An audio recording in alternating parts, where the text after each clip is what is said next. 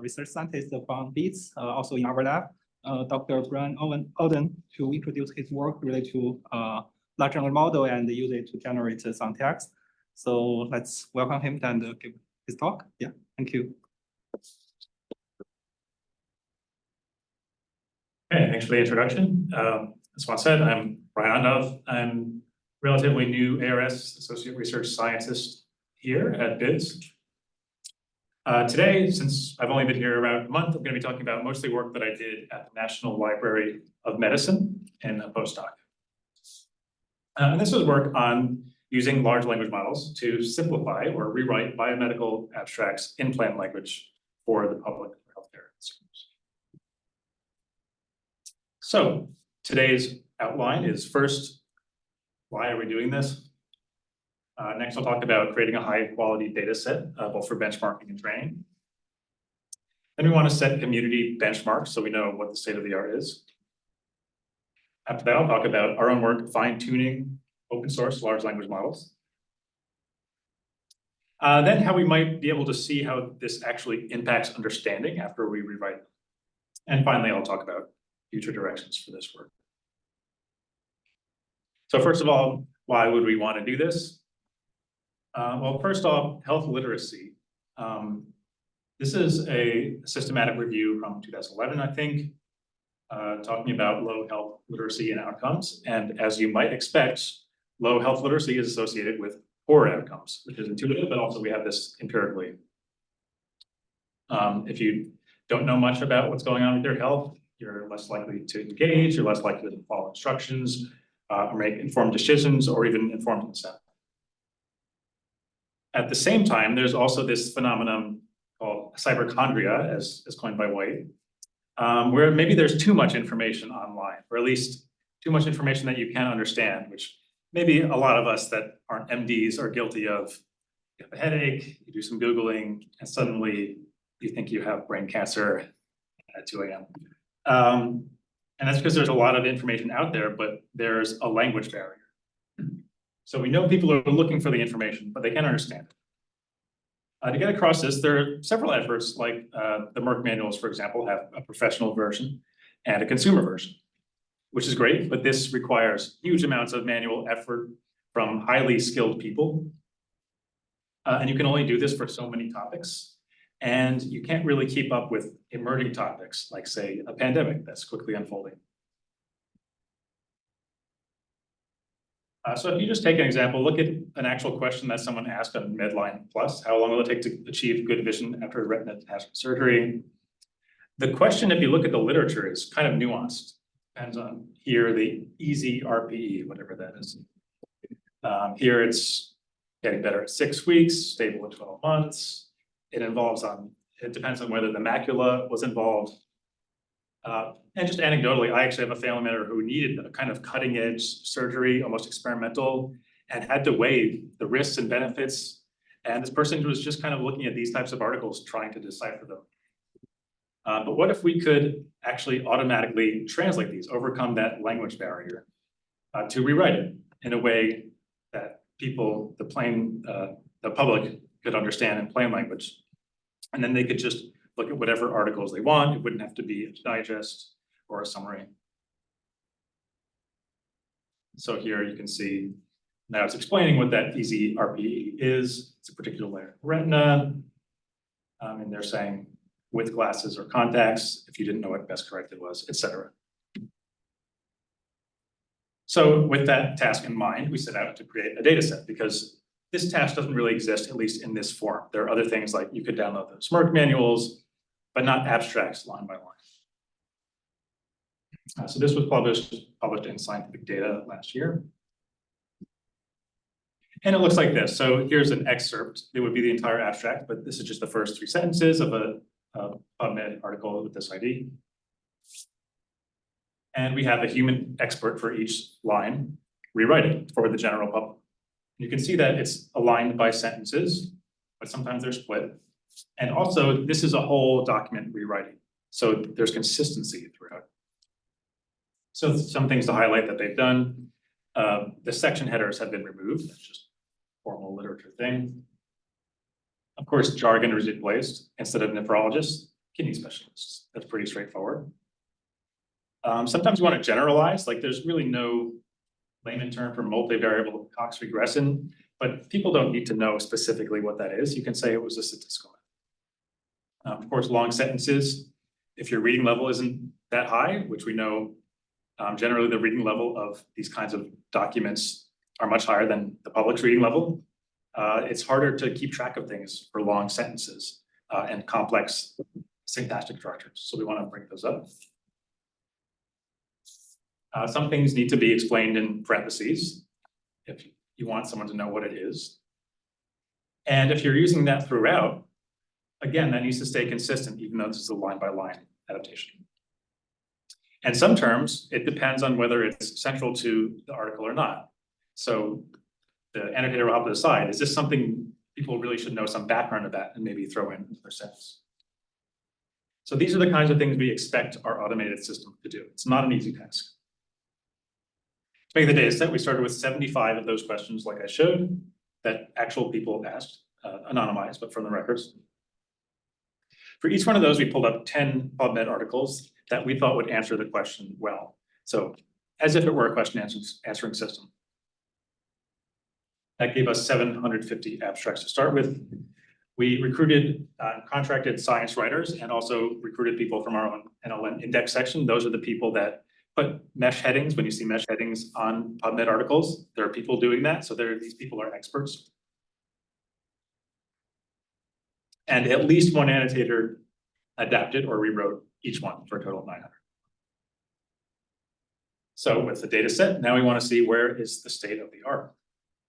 How good are current models at doing this, and what can people come up with? So we hosted a challenge, a shared task using this data set called PLABA, Plain Language Adaptation of Biomedical Abstracts. Adaptation meaning rewriting it from one register, as they call it, to another register, one style to another. The data set already being released, we had to have new test data, so we did that again for another 40 questions, 10 abstracts per question, another 400 abstracts, again rewritten. Except this time, for robustness of automatic metrics like BLUE, et cetera, that use n-gram overlap, we wanted more references. So we had 4 different annotators rewrite every one for 1,600. And just to illustrate why that's important, for any particular line, there are many different ways.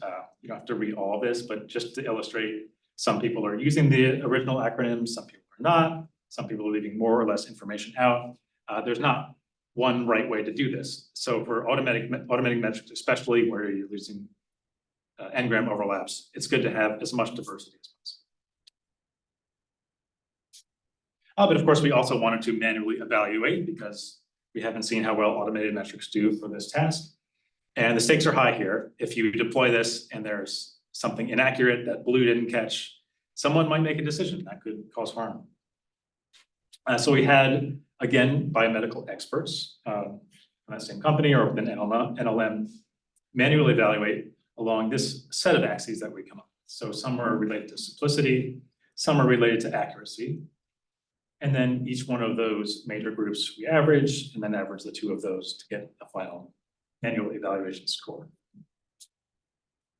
We had 4 teams participating in this shared task, which we were happy with for the first offering and for something that's actually pretty niche. But we were happy that they were from literally across the world, even though one was in our backyard. And we had a variety of different approaches as well. So it wasn't just ChatGPT.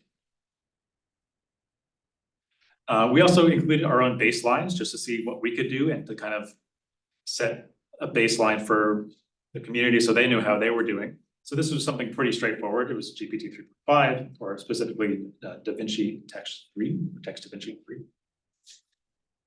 3. Zero shot and autoregressive, which I will explain. So again, we have sentences, but we need an entire abstract. So to get around this, we use some prompting strategies. So we give it the original sentence. We have some generic prompt like simplify or rewrite for a lay audience. We label the original, we label the sample, simple, but it's missing. So it's just complete this, and we hope it can do that. The next prompt, we do the same thing, except now we have an initial example with the simple one that it created in the first one. That's why it's autoregressive at the sentence level. And we hope this will provide it that context that it needs to keep things consistent, like those abbreviations, et cetera. And these models are good at what they call in-context learning. So we hope it can take advantage of that. And then you get another completion, you do this for every sentence. So these completions can have multiple sentences if it's split, but we can assign ultimately each one to an original source sentence. So there's one-to-one or one-to-many.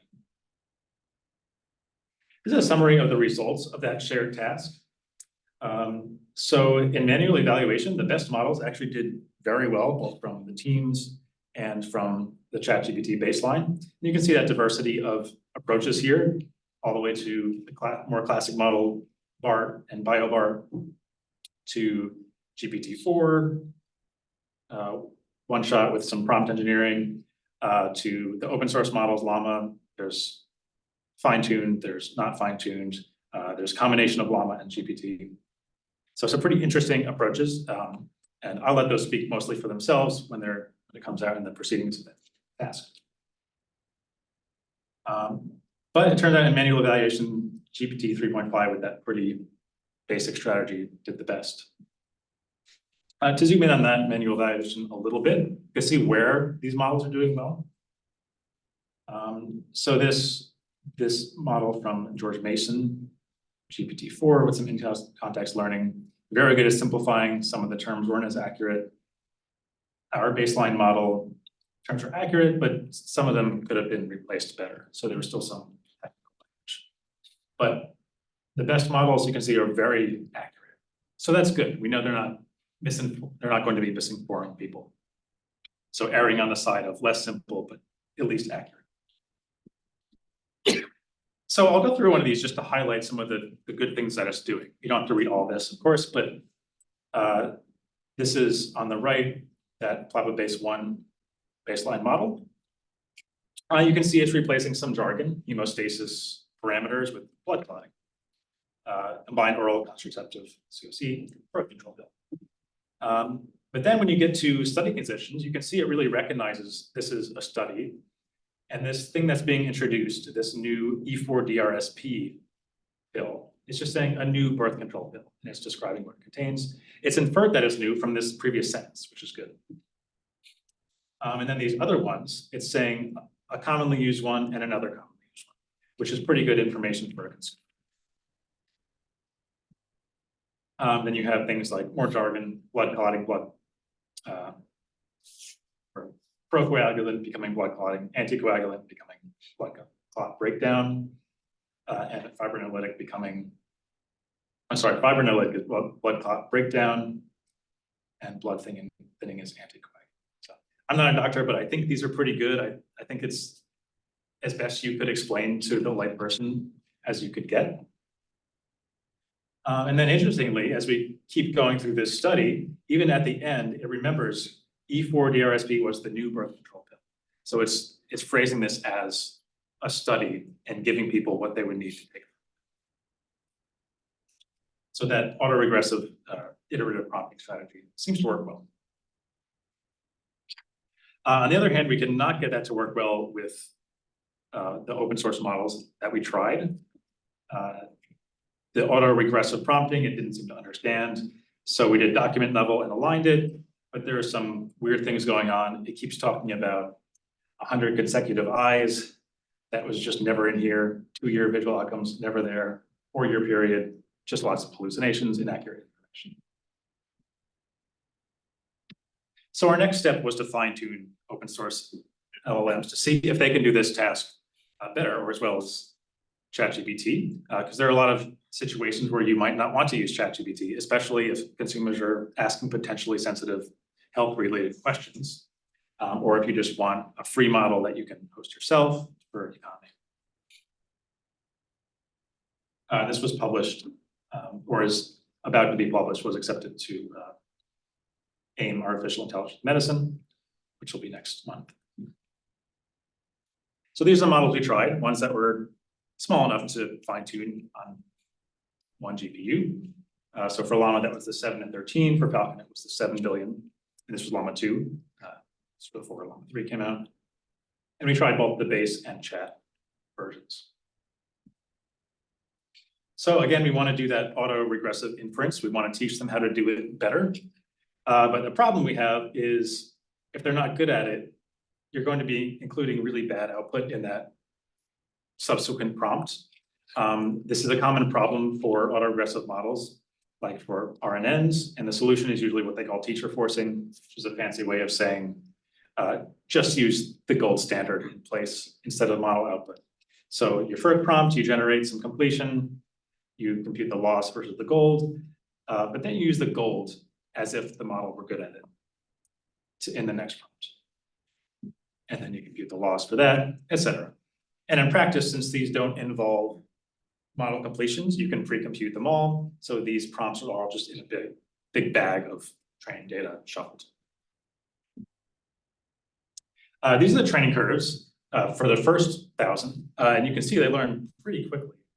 Most of them with just 100 examples. It might be even fewer. I didn't compute less than that. But there's only one kind of straggler here that eventually it clicks and they kind of jump up and learn how to do the task. But after that, it progresses pretty slowly. And on closer inspection, one thing they were doing is they would just copy the source sentence as the simple one. And this might be because these are starting from language models, so they're trained to predict the next word and produce it. Also, though, in our training data, if things were already simple, we told annotators, you can leave it as it is. So it's going to see some of that. So our solution to this was this SCR, source copying exposure regularization, as we called it, just give it a label for the paper. It's pretty straightforward. For prompt N, you do the same thing we did. You give it all the source pairs up to then. It makes some completion, you compute loss. But then in the next prompt, instead of doing the gold, you might do the gold or you might do the original source sentence. You flip a coin or some Bernoulli distribution. And that could be the source or the gold that's in the prompt. So we hope this will teach it, even if you see some pairs that are identical, don't repeat the last one. Make the next one simpler. And that is captured by the loss to the gold completion. And then there's some hyperparameter there, which is the weight of that coin. So we find that this actually helps quite a bit with speeding up the training. So we gave everything 24 hours. So the 13 billion models didn't get as many iterations. And we found that means the 7 billion ones for a given amount of training times actually were better. And you can also see here, Falcon not doing quite as well, although it is learning. And with that regularization trick, throwing in some source copying, even at different levels of source copying, from 0.25 to 0.75, there's a big jump in the training curve and subsequently the final performance. So automatically evaluating the endpoints here, both from BERT score and SARI. If you're not familiar with SARI, it's like a blue, but specifically for simplification. Tries to capture deletions, insertions, and capture tokens. Big jump in SARI versus the other models, by including that regularization. And BERT score is a little confusing because it really starts around 0.75 or 0.8. It's hard to get a BERT score lower than that. So this is a pretty significant improvement in BERT score, this 0.2. And also better than GPT, but keeping in mind, this is a zero-shot GPT. That doesn't necessarily mean it's bad. It just means it's not doing it the way the training data is doing. So we also manually evaluate. So we have left to right here, manual GPT, our fine-tuned llama model without the regularization and with. And you can see that fine-tuning really puts llama to almost on par with ChatGPT or GPT 3.5, text to entry 3. And you can see that our regularization, as you would expect, if it is ameliorating this source copying problem, it's making it a good deal simpler. So now we have a model that can do this task pretty well. We have both open source and proprietary zero-shot models. We want to know if we rewrite these, do people actually understand them better? Because that's what we care about. And this work, again, about to appear in NACL.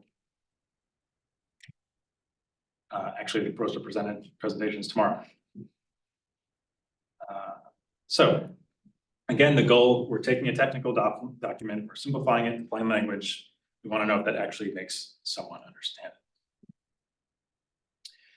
So it turns out a common way of measuring reading comprehension is the cloze task, where this was actually from 1953. It's pretty straightforward. You blank every nth word and you tell your test taker to fill them in. And this turns out to be actually a pretty good way of measuring whether people understand a text.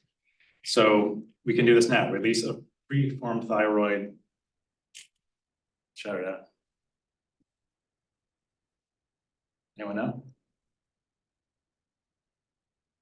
The answer is hormone. Into the bloodstream may what in hyperthyroidism? Result. So that's an easier one. So there's a lot you have to call on to actually do this task, depending on the text. So interestingly, this task is based on the Gestalt psychological principle of closure, which is just your brain's tendency to fill in what's missing. Like you see a triangle there, even though there's, so it's that same principle, which is why Taylor named it cloze, from closure. And cloze comes up a lot, like for example, in this commonly used test of functional health literacy in adults, or TOEFL. But these distractors are pretty straightforward. In a more complicated test like this one, it might be pretty difficult to create distractors. So distractors are good to make a multiple choice test because if it's just a blank, someone could come up with a synonym or a spelling error, and it's not clear what to do with these. So to make distractors, a topical expertise is needed. It's labor intensive. You might bias the results even if you're testing your own simplifications. If it's automated, you could do any topic, it could be scalable. And although language models, of course, have their own formal bias, they at least have no stake in the results of that test. So we actually turned to a more classic model, matched language models like BERT to do this task. And that's because if you look at the BERT paper, these are actually trained essentially to do the cloze task. So formally, you have some series of tokens. You blank out one of them at position B, and they're trained to give you a probability distribution for W in your vocabulary, given the context before and after the blank.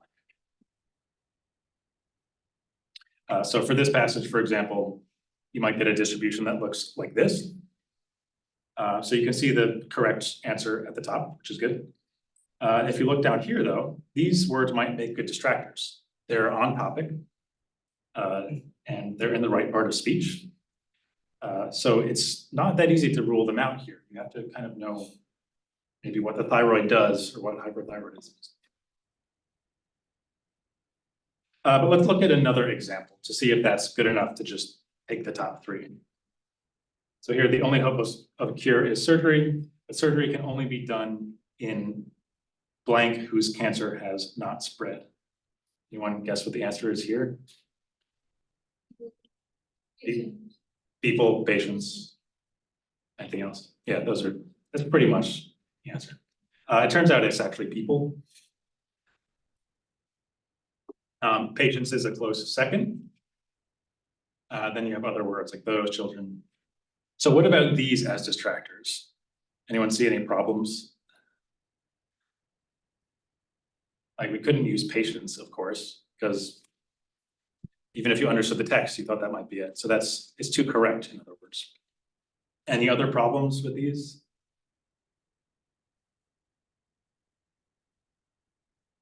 What if we chose like persons, people, individuals.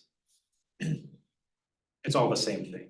They're synonyms. So if you make a test, one of the things you want to do is make them distinct. Of course, they shouldn't be the same as the answer. But also, if you have kind of an odd one out, that's a signal. You might know that's not right. So looking at pedagogical literature for distractors, we highlighted 3 things. So first, we want it to be plausible. That means it's not too easy to rule out. You don't want to put like cucumber in there or something that a 5-year-old could rule out, because we're trying to test to see if people actually understand a pretty complex topic. But also it can't be correct. So there's a fine line to walk here. If it's too plausible or it actually works, then even someone that does understand it could pick that answer, and then you don't have a reliable test. And finally, they should be distinct. So we can't just rank them by some score and pick the top N. There might be synonyms in there. So how are we going to define these in terms of masked language modeling or language modeling in general? Well, first, let's look at plausibility. So we'll start by just zooming in on a sentence. We won't be able to, as we do presently, take a detailed history to see if they were blank when they were. Without looking at the context here, we don't know what's arriving. So let's assume we have some sentence segmentation. That's a sentence S to E in this token list. So now we have these extra markers, S and E. And we'll define plausibility, or phi, of a given word, W, as the log probability from the language model of that word appearing in that blank of just the sentence. So we have S to E here. And that should give us something that's on topic and grammatical, because language models are very good. One thing they're very good at is syntax. And if we look at what it comes up with, we have things like damaged, loaded, used. So it's kind of assuming it's freight, which is a fair assumption. And we also have contaminated. We'll follow that through. So if we look at the whole thing now, how do we make it incorrect? Well, using the varying context, we can say that something is incorrect if it doesn't make sense in the whole passage, because that's ultimately what we want, is to see if someone understands this whole passage. And looking at the context, we can see it's not about freight at all, it's about people. And there's some kind of infectious disease here of unknown identity. So to define incorrectness, let's first start with correctness. Something is correct, as I said, if it fits in the paragraph. So we'll do the same thing, except go from 1 to L instead of the sentence. And now we see we have words like sick, ill, contagious, health-related words that are the most correct. We also see contaminated is pretty high. So that would not make a great distractor, because that could apply. It's not a perfect fit, but it could apply to people if you understand this. So we want to get that out. So let's subtract correctness to make it incorrectness, just put a negative sign. If we look at that combination of terms, or in other words, the ratio in log space, now we see at the top, we have the good words, the words that only make sense in the sentence context. Words like contaminated have been pushed way down. So now we have a good field to pick from for distractors, a good ranking system. But we also have to make them distinct. So it's not just about picking the top. So let's look at another example. So we have here researchers putting something in the room. There's some contagious yawning going on, some kind of experiment. If you look at the whole context, though, it's actually dogs. So you wouldn't get that from the sentence if this were the blank. So let's narrow down our search space first. So we have these two terms. We can take the top K, and then we'll get something like this. They're all people related, because you wouldn't know that it's dogs without that. But you have some redundancy, teens and teenagers. We don't want those two as distractors. And reporters and journalists, again, almost the same thing. So we need some sense of semantic similarity. So we can get that with our language model. Again, instead of the blank mask token, we can just feed each one of these words into the model in that position and get an embedding, which is just, of course, the last layer for that token. Within embedding, you have some sense of spatial similarity. So just projecting for our own sake, for illustration, to 2 dimensions, it might look something like this. So here's the answer, dogs. And here are your potential distractors. You have teens and teenagers close, reporters and journalists close. And these are highly contextual. So let's quantify this a little more, because we need some measure of distance. If you've worked with embeddings, you'll recognize cosine similarity, pretty straightforward. We want dissimilarity, so we'll subtract it from 1. And we'll normalize it, just so all these pairwise relationships are between 0 and 1, which will be nicer for us later. So that's all these equations are doing. You end up with dissimilarity prime here, normalized. So with that, we can look at any given potential set of distractors and ask, how good are these in terms of distinctness by just adding those pairwise relationships up? And actually, we'll take the harmonic mean, because we don't want one really far distance to mean another distance can be close, as would happen with a sum or a meeting. Like you might get teens and teenagers because you had something that was way out. We want to make sure everyone has to contribute, and that's what the harmonic mean does. It kind of balances things. So this looks complicated. It's just the harmonic mean of these dissimilarity relationships represented by these lines. Let's add back in our incorrectness and plausibility using color. So the brighter magenta ones here, on their own, make good distractors. But now we have 2 things to balance. We want the brightest ones that are also far away. We don't want to pick teens and teenagers, reporters and journalists. So that gives us an optimization problem. Formally, we're finding an argmax of our distractors at D from our narrowed down subset of potential distractors. That's a size n, usually 3, which you can find in the literature, but you could do more or less if you want just different sizes of multiple choice questions. And the only other thing to throw in here is, of course, hyperparameters to balance these 3 objectives. I won't go into how we set hyperparameters in the talk, but that's in the paper. So to optimize this, we turn to simulated annealing. So in this algorithm, you start with some randomly chosen set, and in every iteration, you mutate one of them, or mutate something. In this case, we choose one distractor to replace with a random distractor. And there's a sense of temperature in simulated annealing. So early on in the algorithm, the temperature's high. It's very willing to accept a less optimal solution than it's at. So that's kind of an exploration phase. And you can see that here. It's moving around a lot. It's accepting almost anything. But as it's starting to sit on things, that means it's not willing to accept a worse solution. It wants to stay where it is. And as the temperature cools, you can see it's only looking at things that are also pretty good.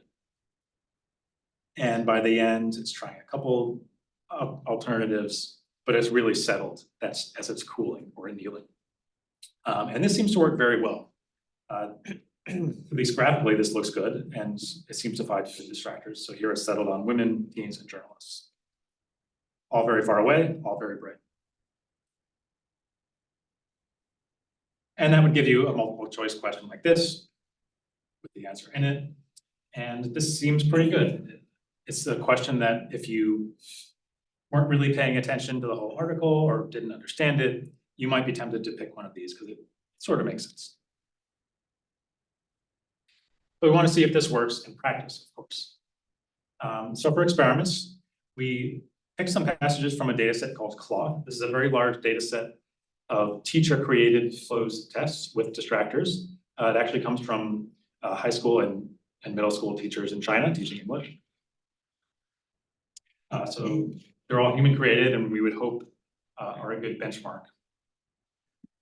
But teachers chose these blanks, and we won't have that option in an automated setting, so we're going to choose new blanks, just evenly spaced as the original close was, and make distractions for them. The systems we're testing are as we call enclose. That's zero shot. It has this extra optimization, but the language model itself is not fine-tuned at all. You can drop in any language model. in this case, Roberta. And then we have a couple other state-of-the-art baselines that were based on the cloth data set and actually fine-tuned on these distractors. The outcomes we're looking at, a lot of the literature considers this as like an information retrieval task, but we really care about, does this work as a test instrument? So we tested people, and when you are testing a test, you care about two things. First is validity. That is, does this measure what I think it's measuring? In this case, we can use correlation with a teacher-created closed test. Of course, not the same one, but a different one of the same grade level. And we would hope that they correlate. The other thing you care about is reliability. If you give someone the same test over and over, does it give you similar results? So those are the two main measures of psychometric instruments. For reliability, since we're going to give people one test, we use internal consistency or split half correlation. And we've put this in front of Mechanical Turk workers. So this is what the task would look like, embedded in HTML, just using dropdowns. So each hit human intelligence task or a task that a Mechanical Turk worker would do, they would do 2 tests to keep it as short as possible, as you usually want to do on Mechanical Turk. So they're going to get one system-created test and one teacher-created test to see if they correlate. And that system will be one of the 3 systems. And for each of those 3 systems, we'll have 50 participants doing this. Of course, the order's shuffled and the passages are randomized and never the same. And these are the results of that experiment. We can see a pretty good bump in both validity and reliability for our method. And this also has the advantage that, again, zero shot, you're not fine tuning on a very specific set of distractors for a very certain type of setting, like a high school reading as a second language. You could drop in domain tuned models, and it's also kind of interpretable because you can see, at the end, you get those measures of the 3 desiderata. You can see how it's trying to balance them and maybe why it made one that wasn't so good. We also wanted to see if this worked in our biomedical domain. We did open domain because we thought we could get as much reach as possible, but ultimately we care about biomedical domain. So we chose for validity as a reference instrument, something that was not closed at all, something that's just a test of health literacy, which is the newest vital sign. In this test, you get a food label and you're asked a series of questions about it to see how well you can reason about it. So we did a similar experiment, but in this case, each participant took the newest vital sign and they took a closed test. And that closed test was either a manually created one or our automatically generated. And nicely, we see good correlation with both. So, and I should also mention these are health-related passages. So we filtered the cloth data set for ones that are kind of about health topics. So the hypothesis being, if you're health literate, you should understand the health-related text passages. And that seems to be what we find. So the correlation is not quite as good for the automated method, but it's good. It correlates very well.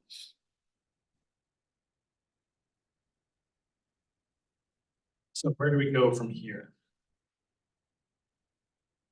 Well, first off, we're going to continue doing the PLAPA shared task, plain language adaptation of biomedical abstracts at TREC 2024.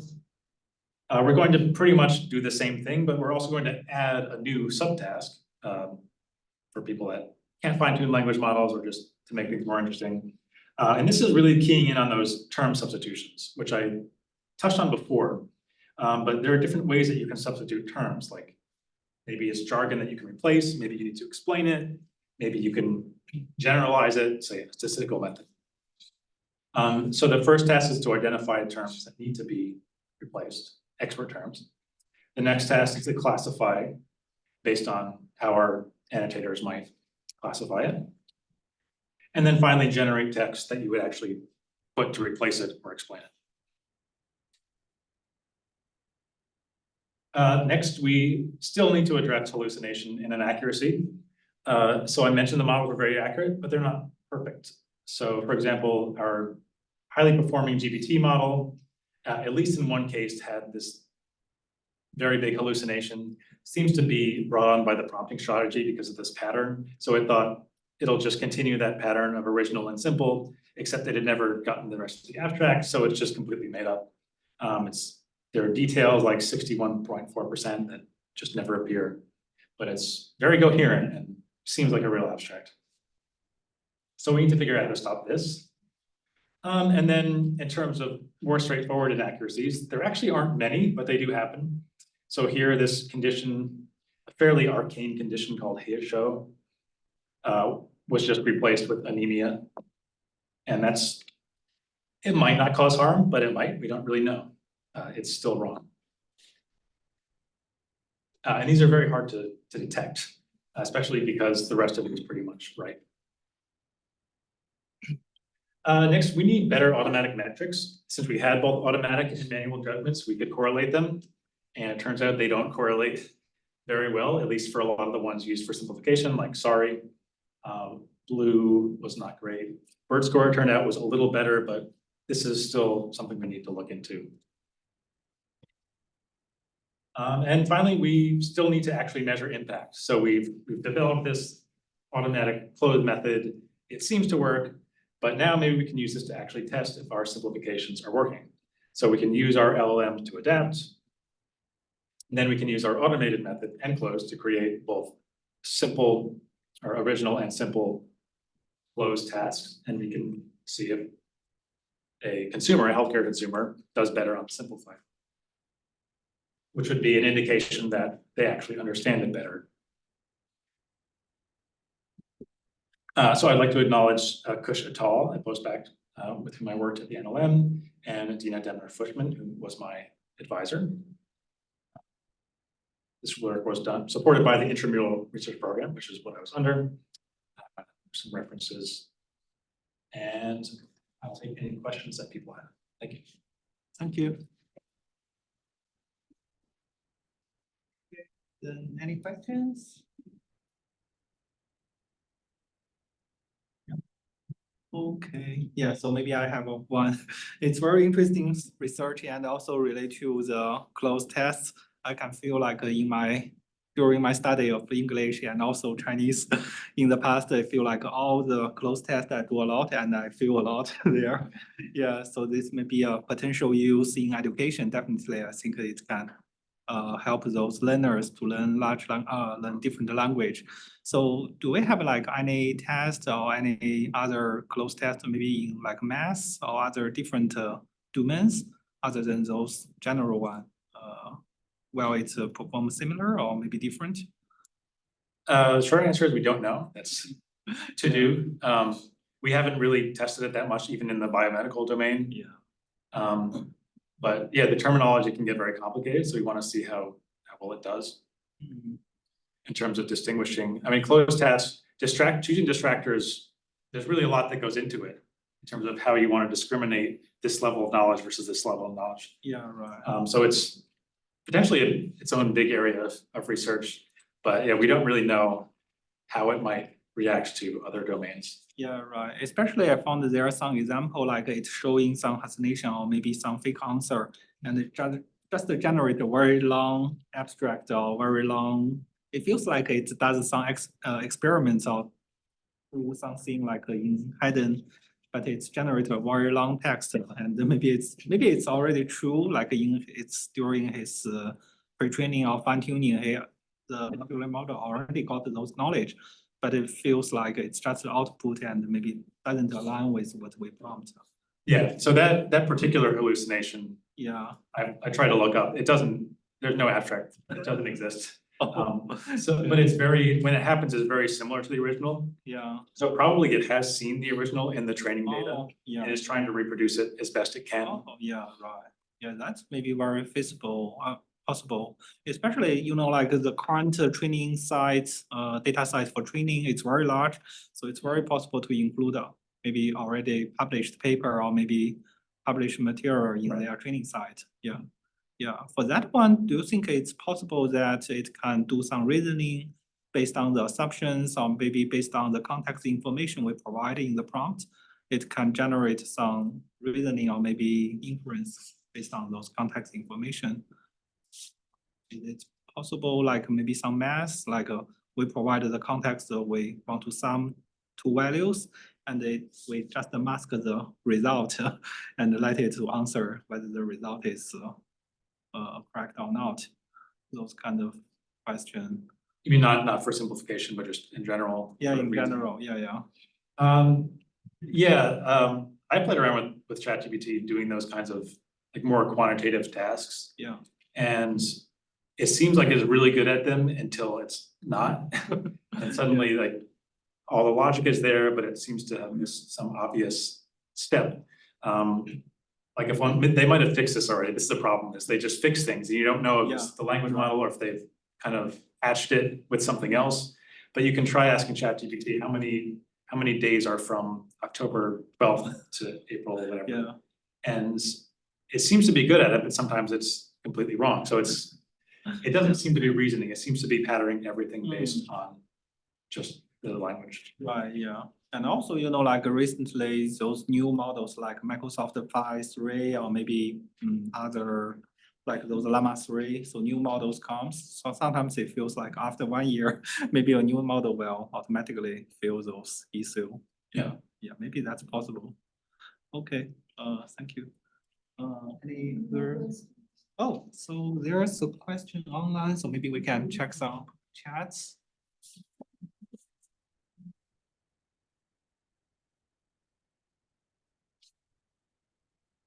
Yeah, hi, Brian. I have two questions, and I tapped the question, into text. Okay. So Chan is asking, do I have any ideas improving the automatic evaluation for simplification? And then the next one is, well, let me start with that one. So ideas, kind of, I mean, we thought about maybe identifying mesh topics or doing relation extraction, finding triplets to see if the information is contained. But those problems themselves are very difficult. Yeah. For now, BERT score seems to work fairly well. And the other question, do we compare the performance of finding open source LLMs with traditional methods such as BART on the test of simplification? We did not personally, but in our shared task, there were some BART systems and they did quite poorly. So yeah, the LLM is much better. Okay, good. Thank you. Yeah, I think it has very similar situation on text summarization task that like BERT score and other automatic evaluation metrics, they are all not very effective on evaluating the summarization, especially for large language models generated contents. Yeah. Thank you. Thank you.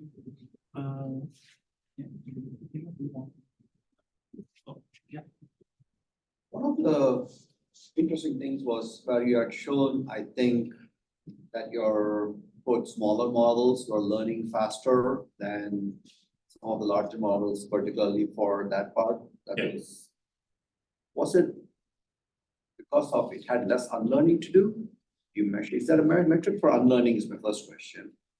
And the second follow-up question is that just because it's easier to train that and it caught up and on it went? I think it's just a question of the number of parameters. Because if you look at the curve, since we did wall clock training, if you look at the curve, it's almost identical for the iterations that it finished. It just didn't finish as many iterations because each one takes longer because it's doing more matrix operations. So the slope of the line was much higher for the smaller ones just because it has fewer parameters. That's the point. Right. It feels like also in the training, I saw in the first case, the T5 or other model, it feels, especially the Falcon, it seems like they have the similar parameter, but the performance, it's or the learning rate is much lower than others. Yeah, so that.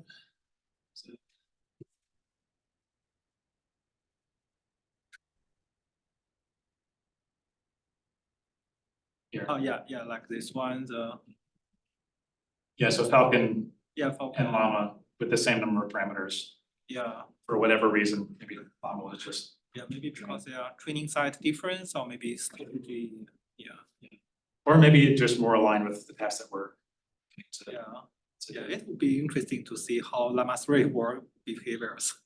I feel like all the general tests, it's outperforms the Llama 2, 7, even for the 70 billion on some tests. Yeah, so maybe that we can also later try that. Yeah. Okay. Other questions?